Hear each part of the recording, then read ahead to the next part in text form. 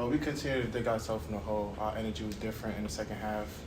We started defending, and that's pretty much the difference between the first and second half. How do you get that energy going in the first half? Because you see what kind of difference it makes. We got to be able to bring it from the jump. We can't dig ourselves a hole and then keep fighting each and every night to come back. We got to have it from the jump. Absolutely. Good. Chance. Good. Light crowd today. Dylan, why does this team seem to respond well to pressuring the ball? What is it about that particular defense that seems to bring out the best in you guys? Pardon? When you guys pressure the ball, you seem to get good results. Why do you think that is? You caused 11 turnovers from them in the second half. Pressure bust pipes. You're a senior, Dylan. You've been through a lot of these things, a lot of games, a lot of Big East games, more than pretty much anybody. What advice will you have to your younger teammates for the stretch run of this season? What you want to see from these guys over the last few games going into the Big East tournament? Don't give up. Finish out the season with pride. You know, anything can happen, and just stay level-headed. Just continue to fight and play basketball. Stay together. How much can you sort of build off of the way this game finished today, and learn from the two different halves? You think as a team? Going that back, please. How much can you build off the way you guys finished today and learn from the two different halves as a team? We just got to bring it from the jump. Find the energy from the start to the finish. Can't have one half where we're playing well and one half where our energy is down. We got to have it for all 40 minutes and, if necessary, more. Pat? Dylan, like you said, kind of how do you play that style of basketball for 40 minutes straight and have a good first half just like you did second? You can run that back. How do you play that style of 40-minute basketball that you're just talking about through both halves of the game? You had a pretty good second half, but the first half obviously not as good. How do you make sure that kind of goes both ways as you go, I guess, to the rest of the season?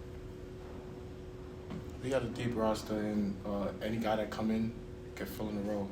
So that's not what we should be worried about. We just come out and play hard each and every night. I'm done. Good. All right. Thanks, Dylan. I appreciate it. Why one team one half, one team the other half? I've been asking myself that the whole year. I mean, that's kind of what we've been doing the whole year. I don't know what it is. I'm trying a lot of different things for it not to be like that, and I still haven't figured it out with this group. If you don't mind let me ask for a Scotty update. He didn't come back to the game. I mean, I love you, Jerry, but I'm not going to answer that question. He wasn't available. Okay. His ankle is bothering him. It's not anything to do with the ankle. He wasn't available. Yeah. He just, we guys came out. We just played a terrible first half. I'm kind of skipping over the question a little bit.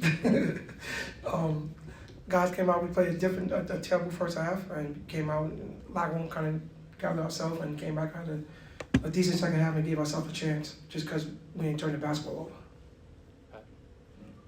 Coach, first time playing Zach Fremantle today. What did you see from him? Obviously didn't play in the last game that you guys had against Xavier. Oh, he played last year. Yeah. No, Zach is good. Zach is an older guy. He's been around this league for a long time. They're a different team with him. He's a good basketball player, smart, brings a lot of intangibles to their team. Chris? Yeah, Coach, he had 2 points in the first half, finished with 11, but that's still below his average. He had 7 boards. How impactful was he on the glass tonight? I don't know, he had 7 defensive rebounds. He had 7 rebounds. I guess, they beat us on the boards. He played a role in that. Coach, what do you think of Isaiah's performance tonight? I thought offensively he was a little aggressive in the second half. I wanted to cut down on turnovers, but he was aggressive, and that's what I'm telling these guys. I need these guys to drive the basketball more, man. We settle for too many jump shots. We become a jump shooting team the whole Big East season. We gotta just drive the basketball. In the back. Coach, in the second half, you guys forced 11 turnovers due to the full court press. What did you see in the first half that made you change the defense in the second half? we were losing. I had to change the tempo of the game up. You know, I tell these guys I wanted to do it in the first half, but we couldn't score to get into the defense. We kept turning the ball over and they just kept scoring. But I thought, I wanted to change it up a little bit, junk it up a little bit, and, make them play a little fast. I know they want to play fast, but make them play a little faster and hopefully get some steals and get some momentum and get guys play a little loose. But it's hard to do that the whole game with this group because you just never know who's going to be available. We didn't have guys available the last 2 days in practice, so I want to play a certain way. Then when the game time comes, you got to kind of switch it up a little bit. Pat?